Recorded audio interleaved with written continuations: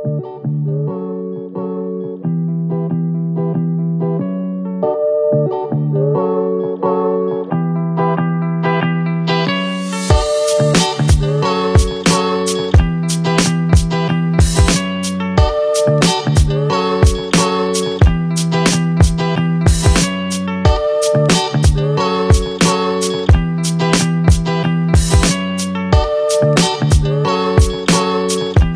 இனிய வீவர்ஸ் அனைவருக்கும் வணக்கம். நான் உங்கள் கௌரி ரூபன். நீங்கள் எல்லாம் எப்படி இருக்கிறீங்க? நான் நல்ல சுகமாக இருக்கிறேன். நான் இன்றைக்கு ஒரு சில நேர்களின் விருப்பத்துக்காக நான் ஷார்ட் வீடியோவாக ஒரு வீடியோ போட்டிருந்தேன். எங்கட ஊர் சாப்பாடுன்னு சொல்லி, அதாவது நான் சாப்பிட்டு வளர்ந்த டெய்லி எங்களுக்கு இருக்கிற சாப்பாடு. அந்த ஒரு சாப்பாடு என்னென்னு சொன்னால் சிவப்பரிசி பொங்கல். நாங்கள் சொல்கிறது சிவப்பரிசி புக்கை. அந்த சிவப்பரிசி புக்கைக்கு தேங்காய் பால் விட்டு செய்வோம். அந்த சிவப்பரிசி புக்கையும் கத்திரிக்காய் பொரியலும் சம்பல். இதுதான் எங்களோட பள்ளிக்கூடம் போகிற காலங்களில் நாங்கள் சின்னனா இருக்க எங்களுடைய அம்மா செய்கிற சாப்பாடு. இந்த சிவப்பரிசி புக்கை, கத்திரிக்காய் பொரியல், சம்பல். இதைத்தான் நான் உங்களுக்கு ஒரு வீடியோவாக திறப்புறேன். அது ஆல்ரெடி என்னோடய வீட்டு சாப்பாடை நான் போட்ட ஒரு வீடியோவை அதை நான் உங்களுக்கு ஷார்ட் வீடியோவாக எடுத்து நான் எப்பையும் போடுற மாதிரி போட்டு அதை ஒரு சில நேர்கள் தங்களுக்கு இந்த ரெசிப்பியை கொடுங்கோக்காண்டு கேட்டிருந்தாங்க. அவர்களுக்காக இன்றைக்கு நான் அந்த கத்திரிக்காய் பொரியல் புக்கியை செய்து காட்ட போகிறேன். சம்பல் ஆல்ரெடி நான் செய்த வீடியோ ரீசன்லாயும் போட்டு நான் நிறைய இடங்களில் சம்பல் செய்துட்டேன். இருந்தாலும் சம்பல் செய்து வச்சுருக்கிறேன். உங்களுக்கு சம்பல் தேவையாண்டா என்னோடய வீடியோவை போய் பாருங்க. நாங்கள் இப்போ புக்கியையும் கத்திரிக்காய் பொரியலையும் செய்யலாம் வாங்க. சிவப்பரிசி, அதாவது சிவப்பரிசி பொங்கலுக்கு பாவிக்கிற சிவப்பரிசி. இது நீங்கள் எல்லா கடைகள்லையும் வேண்டலாம். அவ்வளோ சத்தானது. குழந்தை பிறந்த ஆக்களுக்கும் சரி, வயசுக்கு வந்த பிள்ளைகளுக்கும் சரி, இதில் தான் கூடுதலான சாப்பாடுகள் செய்கிறது. இதை நல்லா தேய்ச்சி கழுவணும். உமிகள் தவிடுகள் எல்லாம் போகிறதுக்காக ஒரு 2-3 தண்ணியில் கழுவணும். இந்த அரிசியோடு சேர்ந்து மஞ்சள்களும் இருக்கும். ஆனால் இதுக்குள்ளே மண் இருக்கிற மாதிரி தெரிக்கையில் கழுவும் போதே தெரியும். கல் மண் இருந்தால் கையை வச்சு கலக்கும் போது சட்டியில் சத்தமே கேட்கும் எங்களுக்கு. இப்போ அரிசி நல்ல அரிசி இருந்தாலும் தூசுகள் இருக்கும். சில வேளையில் இந்த அரிசிக்குள்ளே நெல் இருக்கும். உமி அப்படியே கோதோடைய சில வேளையில் நெல் இருக்கும். அதை பொறுக்கி போட்டு சமைக்கணும். அப்படி நாங்கள் அந்த நெல்லோடு சாப்பிடக்கூடாது. அந்த உமி சரியான கூடாத ஒரு பொருள். தவிடு பரவாயில்லை, நல்லது. உமி நெல்லின்ற போது அது கூடாது. நல்லா கழுவணும்.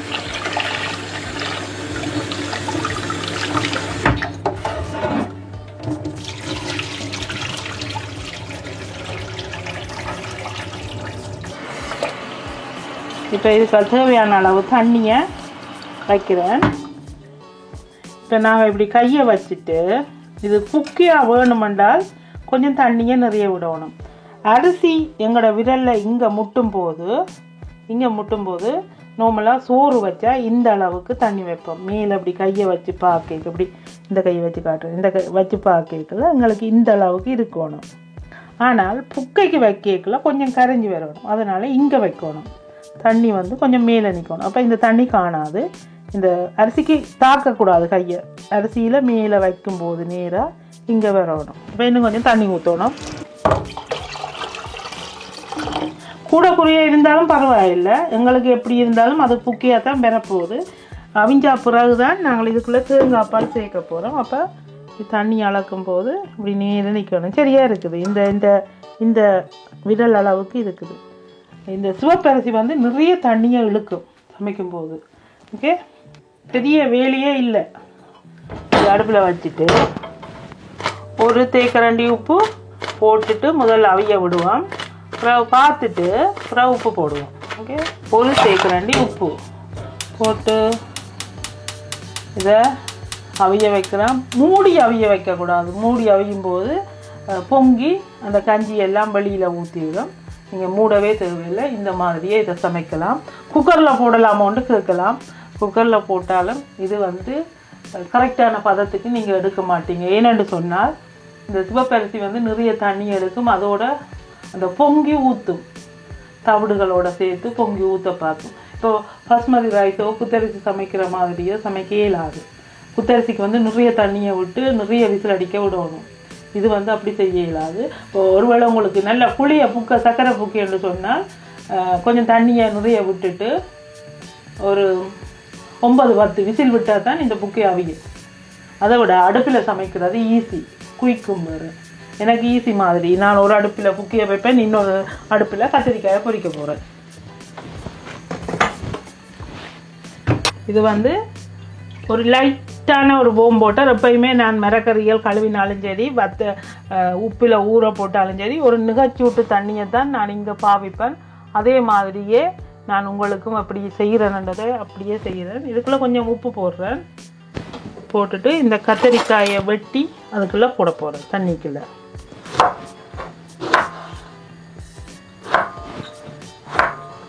எந்த கத்தரிக்காய் வேணுமென்றாலும் நீங்கள் பொரிக்கலாம். நான் வந்து இது நார்மலாக எங்களுக்கு இங்கே சூப்பர் மார்க்கெட்டில் கிடைக்கிற கத்தரிக்காயே வேண்டி இருக்கிறேன். ஆக சீவி வெட்டாமல் கொஞ்சம் கொஞ்சம் இதாக வெட்டுறேன். ஏன்னா இது தக்கண்டு ஒரு அவிஞ்சு கறியக்கூடியது.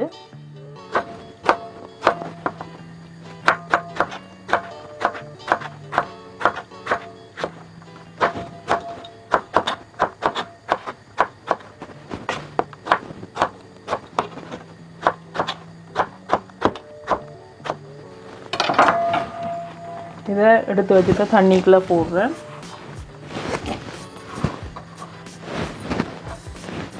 ஒரு 4 பேர் சாப்பிட்றதுக்கு ஒரு 2 கத்தரிக்காய் கண்டிப்பாக வெட்டணும்.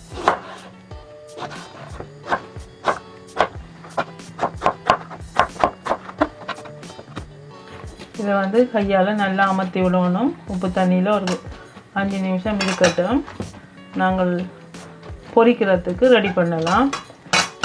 ஓகே, கொஞ்சம் வெங்காயம், நீங்கள் பெரிய வெங்காயம் இருந்தாலும் போட்டுக்கொள்ளலாம். என்னோட சின்ன வெங்காயம் இருக்கிறபடியே நான் சின்ன வெங்காயம் போடுறேன். இதையும் வெட்டி வச்சுக்கொள்ளுவோம். இப்போ சின்ன வெங்காயம் முளைச்சிட்டுதுன்னு சொன்னால் அந்த வெங்காயத்தாள் வந்துருக்குது. இதை நீங்கள் கழிக்க தேவையில்லை, அதையும் சேர்த்து பொரிய போடலாம், பிரச்சனை இல்லை.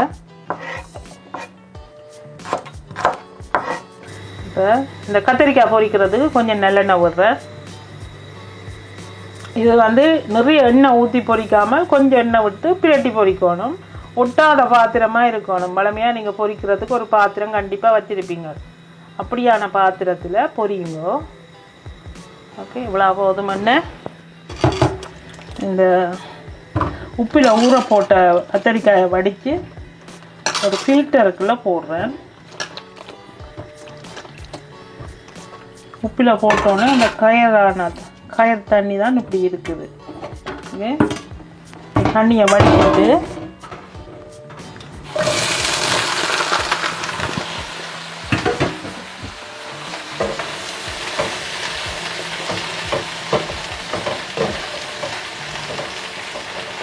அது பொரியட்டும்.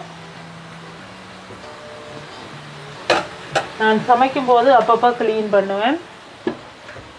கத்திரிக்காய் பொரிய போடைக்குள்ளேயே போட்ட உடனே கொஞ்சம் பெருஞ்சீரகம், ஒரு தேக்கரண்டி பெருஞ்சீரகம், ஒரு தேக்கரண்டி சின்ன சீரகம், ரெண்டையும் போட்டு மிக்ஸ் பண்ணி விடுவோம். செத்தல் மிளகாய் அல்லது மோர் மிளகாய் ஒரு கொஞ்சம் எடுத்து இதுக்குள்ளே கட் பண்ணிட்டு போடுங்க, அல்லது நுள்ளிட்டு போடுங்க. உங்களுக்கு விருப்பமான மாதிரி முழுசாக கூட போடலாம். கொஞ்சம் போட்டால் நல்லா இருக்கும். இல்லைன்னு சொன்னால் செத்தல் மிளகாய் கூட போடலாம். இதை போட்டுட்டு இது போட்டு ஒரு 2-3 நிமிஷத்தில் இந்த கத்தரிக்காய் டக்கண்டு அப்படியே வேறுங்க சுருண்ட மாதிரி வந்துட்டு. இதோட சேர்த்து வெங்காயம், சின்ன வெங்காயம் நான் நிறைய இடங்களில் சொல்லி இருக்கிறேன். எப்பயுமே இந்த கத்தரிக்காயோட சின்ன வெங்காயம் பொரிக்கிறது சூப்பராக இருக்கும். பிறந்த ஆக்களுக்கு, வயசுக்கு வந்த பொம்பளை பிள்ளைகளுக்கு, உடம்பு சரியில்லாமல் இருக்கிற ஆக்களுக்கு அங்கே ஊரில் எங்கள் அம்மாக்கள் இதைத்தான் செய்து தருவீங்க சாப்பிட்றதுக்கு. ஓகே, இதோட சேர்ந்து இது பொரியட்டும். இப்போ இருக்க இந்த புக்கியை மிக்ஸ் பண்ணி விடுவோம். ஒரு அடுப்பில் கத்தரிக்காய் பொரிய, இன்னொரு அடுப்பில் புக்கையும் ரெடி ஆகிடும்.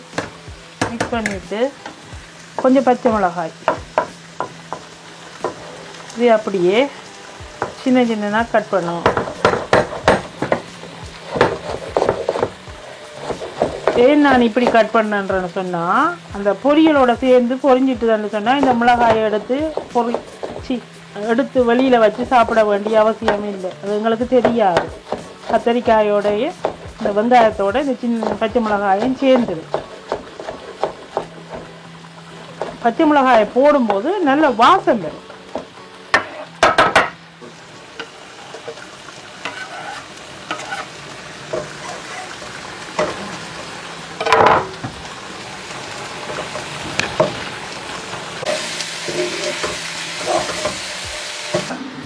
இந்த பொரியலுக்கு கொஞ்சம் கருவேப்பிலை சேர்த்து விடுறேன். ஓகே,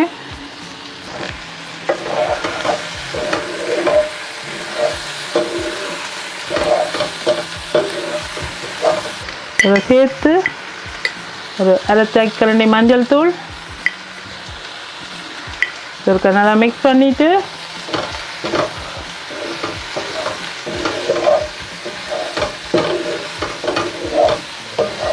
மஞ்சள் தூள் போட்டு ஒரு 2-3 நிமிஷம் அப்படியே இருக்கட்டும். நாங்கள் இதுக்குள்ளே தேங்காய் பால் சேர்ப்போம். கைக்கு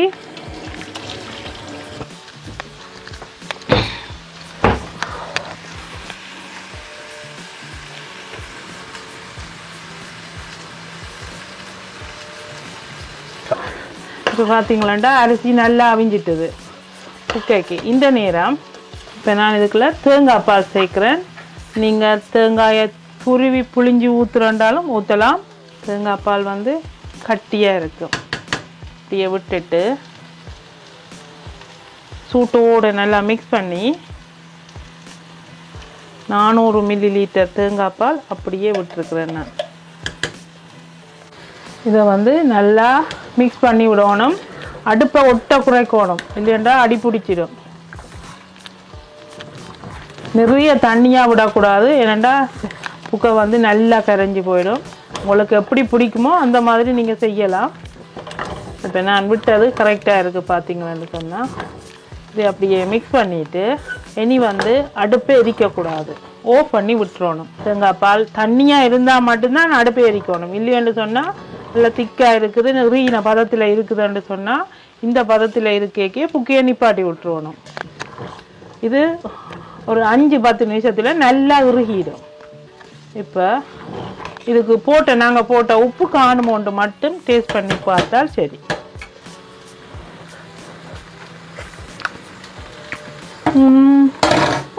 ஓகே, சூப்பர். புக்கை மூடி புக்கையை நல்லா மிக்ஸ் பண்ணிவிட்டு புக்கையை லெவல் பண்ணிவிட்டு மேலே குளு குளு குளாண்டு வரைக்குள்ள ஆஃப் பண்ணிவிட்டு மூடியை போட்டால் சரி. என்ன கத்திரிக்காயை கண்டினியூ பண்ணிவிட்டு ரெடியாக இருக்குது கத்திரிக்காய். இப்போ இதுக்கு கத்திரிக்காய்க்கு தூள் போட போகிறேன். இப்போ நான் இதுக்கு வந்து எங்கட ஜாழ்ப்பாணத்து கறித்தூள், அது இல்லையண்டா கூட தனி மிளகாய் தூள் கூட சேர்க்கலாம். இது வந்து பொரியல் தான். இப்போ உங்களுக்கு எந்த தூள் வேணுமென்றாலும் சேர்த்துக்கொள்ளலாம். எப்பயுமே நான் வளமையாக போடுறது இந்த தூள் தான். இதுக்கும் போடுவேன். கொஞ்சம் எனக்கு உரப்பு தூக்கலாக வேணுமென்று சொன்னால் தனி மிளகாய் தூளும் சேர்ப்பேன். அதே மாதிரி கொஞ்சம் தனி மிளகாய் தூள்,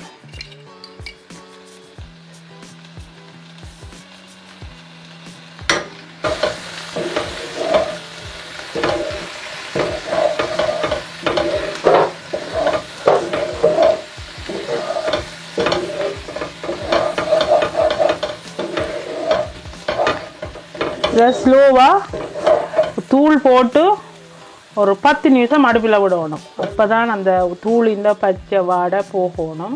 இந்த கத்தரிக்காய் வெங்காயத்தோட அந்த தூளின் ஃப்ளேவரும் சேரணும். ஒவ்வொரு நிமிஷம் விட்டு விட்டு பிரட்டி விடணும். கரைஞ்சி குழஞ்சு எடுக்காமல், இந்த கத்தரிக்காய் வந்து குழஞ்சு போகிற தன்மை உள்ளது. அதனால தான் அகலமான பாத்திரம் எப்பயுமே எடுக்கணும் சமைக்கும் போது. அடுப்பு ஆஃப் பண்ணிவிட்டு நாங்கள் பொரியலை இறக்கி வைக்கலாம். கத்தரிக்காய் பொரியல். சுடுதா இல்லை? ஓகே. கத்தரிக்காய் பொரியல். அடுத்தது பால் புக்கை. ஓகே, இது வந்து சம்பல் வீடியோ நான் ஆல்ரெடி நிறைய தடவை போட்டிருக்கிறபடியாக உங்கள் பிறகு நான் சம்பல் அடிக்கிற வீடியோவையும் காட்டி கொண்டிருந்தேன். அது நிறைய பெரிய ஒரு வீடியோவாக வந்துடும். அதனால் சம்பலை நான் இடித்து வச்சிருக்கிறேன். பால் புக்கை.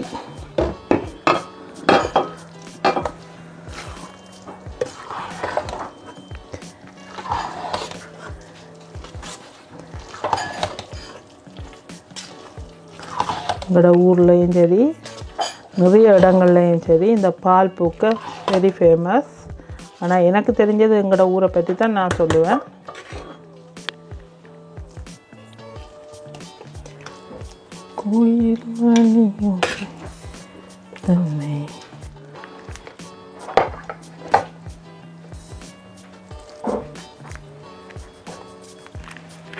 கத்தரிக்காய் பொரியல்.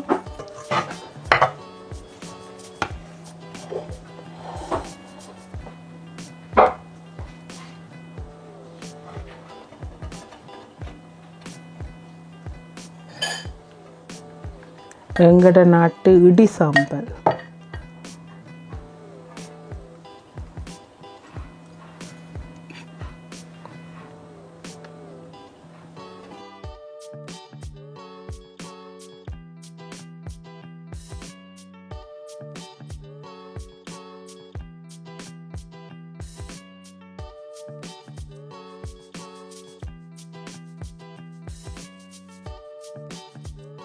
சரி, சாப்பிட்றதுக்கு முதல் இந்த கத்தரிக்காய் பொரியல் வந்து குழந்தை பிறந்த ஆக்களுக்கும் சரி வயசுக்கு வந்த பொம்பளை பிள்ளைகளுக்கும் சரி கொஞ்சம் நல்லெண்ணெயை நிறைய விடணும். என்னென்னு சொன்னால் இந்த பொரியலை எடுக்கும்போது கொஞ்சம் நல்லெண்ணெய் இப்படி தெரியணும்.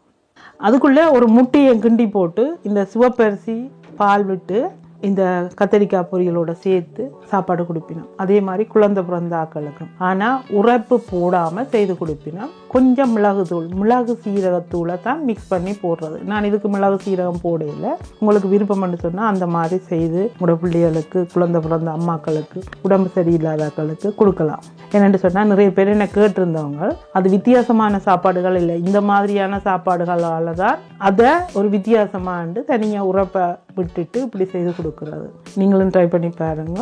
ஆனால் இது சூப்பரான ஒரு ஹெல்த்தியான சாப்பாடு. எங்களோட வீட்டில் எங்களுக்கு நிறைய பிள்ளைகள் அண்டபடியாக அம்மாவுக்கு ஈஸி இப்படியான சாப்பாடு செய்கிறதுக்கு. காலையில் பள்ளிக்கூடம் கொண்டு போகிறதும் சரி நாங்கள் வீட்டில் சாப்பிட்டு போகிறதும் சரி இந்த சாப்பாடு தான். என்னென்னு சொன்னால் எங்களுக்கு வயல் நெல் எப்பையும் இருக்கும். அதனால் நாங்களே நெல் குத்தி புக்கையக்கி செய்திடுவோம். மரத்தில் தேங்காயை புளிஞ்சு போட்டோம்னா புக்கை ரெடி. கத்தரிக்காயை பிடுங்கி பொரியல் பொரிப்போம். ஈஸியாக சிலவில்லாமல் சாப்பாடு செய்வோம். இது வந்து சாப்பிடும்போது எனக்கு அவ்வளோ ஹாப்பியாக இருக்குது. நானும் அடிக்கடி செய்வேன், எங்களோட வீட்டில் செய்து கொடுப்பேன். இருந்தாலும் இப்போ வந்து இது சாப்பிடும்போது பெரிய ஒரு எனக்கு ஒரு என்ன சொல்கிறது சந்தோஷமாக இருக்கும். டெய்லி சாப்பிட்ட சாப்பாடு அப்படின்ற ஒரு சோறு கறியும் தான் டெய்லி சாப்பிட்றோம். ஆனால் இது வந்து ஒரு என்னென்னு சொல்கிறது ஒரு ஹார்ட் டச்சிங் மாதிரி இருக்கும். எனக்கு பிடிக்கும் இது. கத்திரிக்காய் பொரியல் புக்காய். இந்த புக்கையை கத்திரிக்காய் பொரியலும் சாப்பிட்டா அண்டு முழுக்க எனர்ஜியாக இருப்பேன் நான். புட்டு இடியப்பம் தோசையை விட எனக்கு பள்ளிக்கூடம் சாப்பிட்டு போகிறதுக்கு இது பிடிக்கும். ஏன்னு சொன்னால் தோசை சாப்பிட்டு போனால் கண்டிப்பாக நித்திர தூங்கும். புட்டு வந்து ஒரு தண்ணி குடிக்கணும் போலயே இருக்கும். அதனால் புக்கை விரும்பி சாப்பிடுவேன். சம்பல் சொல்லவே தேவையில்லை. அதுக்கு நிறைய பேர் கொமெண்ட் சொல்கிறது கேட்கும். வேண்டாம் அப்படியான ஒரு இடி சம்பல் அது இன்னும் எல்லா சாப்பாட்டுக்கும் சேர்த்து சாப்பிடலாம். சம்பல் விட்டால் சாப்பிட்டு கொண்டே இருப்பேன். செய்ய தெரியாத நீங்கள் எனக்கு விரும்பி கேட்ட நேர்களுக்கு முதல்ல நன்றி. செய்ய தெரியாத நீங்கள் செய்து பாருங்கள். இத்துடன் இந்த வீடியோ முடிச்சுக்கொண்டு மீண்டும் நல்ல ஒரு வீடியோடு நான் உங்களை சந்திக்கிறேன். நன்றி, வணக்கம். நிறைய பேர் நிறைய சாப்பாடு செய்திருக்கிறீர்கள். கண்டிப்பாக அந்த சாப்பாடுகள் நான் செய்து போட்டுக்கொண்டே இருப்பேன். நன்றி, வணக்கம்.